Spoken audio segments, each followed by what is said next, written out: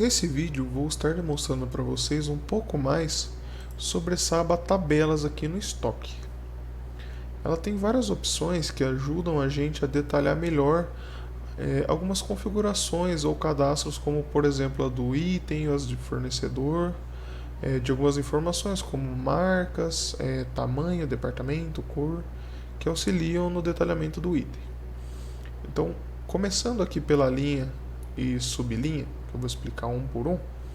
A linha e a sublinha basicamente ajudam vocês a visualizar as informações dentro de um relatório. Como assim? Essa informação, linha, por exemplo, eu posso criar um item, uma linha ouro, são itens que são feitos de ouro, e ter várias sublinhas, como anéis, pulseiras, dentro dessa linha ouro. Isso daí ajuda muito na hora de cadastrar um item. Então, como que funciona o cadastro de linha? Aqui na tela de linha, eu já criei algumas opções, como a ouro, como eu acabei de dar o exemplo, e a prata. Esse geral sempre vem na base do Pegasus, como para auxiliar os cadastros básicos de itens mais simples. Então aqui para fazer o cadastro é bem simples, você vai clicar aqui no botão incluir, colocar o número da linha, ou seja, no número 1 aqui, a descrição, no caso geral, ou ouro, ou prata, e aqui embaixo a gente tem algumas opções, que são configuraçõezinhas para mudar os parâmetros da linha. Então, colocar uma sequência automática na numeração da linha, essa linha aqui em cima. A linha de matéria-prima, que é para manter a linha como matéria-prima. Última sequência, para dar informação dos últimos que foram adicionados. E algumas informações complementares do item de venda. Então, não exige, exige complemento, isso no momento da venda. Indo para a sublinha, aqui tabelas, sublinha. Aqui a gente tem que selecionar qual é a linha que você está utilizando e qual vai ser a sublinha dessa linha. Então, no caso aqui, eu selecionei a ouro, por exemplo, e coloquei essa ouro como um anel, sublinha anel, certo? Então aqui é bem básica também a inclusão. Você inclui, coloca a linha que você precisa, a sublinha 1 e a descrição, que seria a sublinha. Então aí termina apertando o botão gravar aqui. Eu também fiz um exemplo de linha com grade. Então aqui embaixo a gente tem essa opção com grade, que é controle de qualidade com grade. Quantidade, perdão. Aí, aqui em quantidade, deixa eu colocar um exemplo aqui. A gente vai literalmente colocar os tamanhos possíveis desses itens que vão ficar dentro dessa sublinha. Ou seja, aqui eu estou selecionando um item feito de ouro, que é um colar, e ele tem a possibilidade de ter o colar do tamanho 10, 12, 14 aqui, como a gente tem, por exemplo. Então eu fiz a mesma coisa para um exemplo como o brinco aqui, só que para a linha prata. Então aqui a gente tem alguns tamanhos. E no momento da criação do cadastro aqui do item, a gente já pode colocar os tamanhos. Se for um item criação, um item com grade, que estiver dentro dessa linha, dessa sublinha, ele já vai te perguntar na hora de dar a entrada no estoque, quais são os itens que você vai selecionar, quais são os tamanhos dos itens que você está comprando, certo? Então é assim que funciona a parte da grade. Então a linha e sublinha são muito importantes para controlar a parte da grade e relatórios em geral, para a gente poder fazer uma filtragem dos itens no momento do relatório e fazer e entender qual é a linha e sublinha. Aqui a gente tem a categoria de sublinha. Esse campo aqui é mais utilizado para quem usa e-commerce, certo? Para quem tem lojas virtuais, então você faz a integração da loja com o Pegasus e ele traz as categorias do site. Seguindo, a gente tem a troca de linha e sublinha. Essa troca de linha e sublinha é basicamente o seguinte: você vai colocar um item, você define um item aqui, e por exemplo, se a linha, vamos considerar que esse item que foi cadastrado está com a linha geral. Eu posso substituir esse item que está na linha geral por uma nova linha. Então, colocando aqui o item e colocando a nova linha, você já pode substituir o item de local. Então você consegue trocar o item de linha e de sublinha. É um exemplo aqui de troca, basicamente. Seguindo, a gente tem a alteração de fornecedor produto. Esse aqui é basicamente o seguinte: dentro de cada item tem o seu fornecedor, a sua marca. Aqui a gente vai conseguir, por exemplo, eu tenho o item 1. Eu vou conseguir mudar todos os produtos que estão cadastrados no fornecedor 1. Então, por exemplo, esse fornecedor geral, ele tem 2 itens cadastrados, por exemplo. Eu posso transferir todos os itens cadastrados no fornecedor 1, fornecedor geral, para esse fornecedor teste. Apertando OK aqui, ele vai transferir todos os itens que estão dentro de fornecedor geral para o fornecedor teste, que é o fornecedor 2. Seguindo, a gente tem a opção de grade, que é basicamente criar aquela grade que eu adicionei na sublinha, ela foi criada aqui, ó.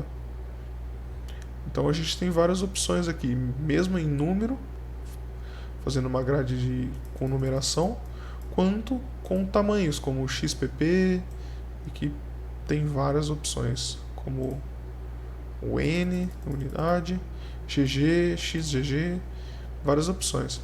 E aqui o procedimento é o mesmo: inclusão, inclui a grade, e aqui a gente tem algumas opções, como colocar nome na grade, colocar a cor relacionada com aquela grade, que também está na parte de tabelas, que eu já vou demonstrar para vocês, e o tamanho, que também está relacionado ali na parte de tabelas mais para baixo, que eu já vou mostrar para vocês. Então a gente tem a opção de relacionar essas informações. Voltando aqui na parte de tabelas, a gente tem aqui, tá vendo, ó, as cores e o tamanho, como demonstrado ali na tela, para poder relacionar. Então, seguindo, a gente tem aqui as coleções, como primavera, outono, verão, inverno.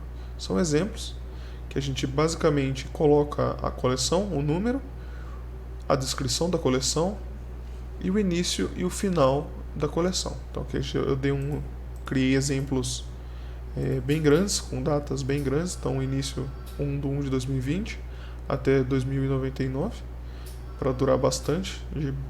A maioria das lojas fazem isso, pelo menos essas principais têm um tamanho muito grande. Seguindo, a gente tem, depois de coleções, público consumidores. Basicamente são os públicos no qual os itens se destinam. Então pode ser um público feminino, pode ser um kids, um masculino, um unissex. A gente tem essa opção de criar essas opções aqui para definir essas informações no cadastro do item. Seguindo, a gente tem as marcas. As marcas são basicamente os fornecedores. Como eu já tinha demonstrado antes, o fornecedor geral e o teste é basicamente a mesma função, certo? Seguindo aqui, depois de marcas, a gente tem o tamanho. Os tamanhos podem ser grande, médio, pequeno, dependendo de como, de que público a sua loja se destina. Pode ter várias opções aqui, como grande, pequeno. Se for um restaurante, pode ter broto de pizza. Então temos essa opção para detalhar melhor lá no produto. Seguindo, departamento. Então pode ser o departamento aí da sua empresa, então um escritório, um financeiro, um RH, que pode ser definido também. O processo de inclusão é o mesmo: incluir, gravar, só tem esses dois campos, departamento e descrição. Seguindo, departamento, cores. As cores que podem ser usadas dentro ali da sublinha, para você poder fazer aquela relação que eu já tinha informado. Então amarelo, azul, branco, preto, é bem simples o cadastro. seguindo o exemplo de todas as telas do Pegasus. Após as cores, temos aqui a unidade de medida. Já vem por padrão instalado nas bases do Pegasus, quilo, litro. Esse aqui é por peça e por unidade. Algumas empresas adicionam caixa, por exemplo, que é muito utilizado na hora de dar entrada em estoque. E é aqui nessa tela que a gente cadastra essas opções. Então, usando o sistema de inclusão aqui, a gente coloca a unidade, a sigla da unidade e a descrição, o nome completo da unidade. E se não permite venda fracionada. Isso aqui é interessante no momento da inclusão, na entrada de nota, permitir ou não fazer a venda fracionada. Continuando aqui na tabela, departamento, cores, unidade de medida, tabela nutricional. Isso daqui basicamente são informações utilizadas para clientes que utilizam balança. Geralmente quando você se pesa algum item e sai aquela etiqueta da balança, você tem essa opção de colocar as informações nutricionais nessa tela e linkar as informações nutricionais lá no cadastro do item, colocando essas informações nutricionais de cada item aqui. Então a gente tem aqui várias opções na inclusão. Então colocando o código, a descrição do item, no caso aqui, a quantidade, a parte interna da medida caseira.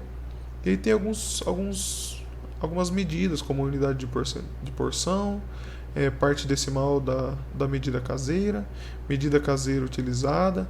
Então, algumas informações para detalhar isso daí sair na etiqueta da balança durante uma venda.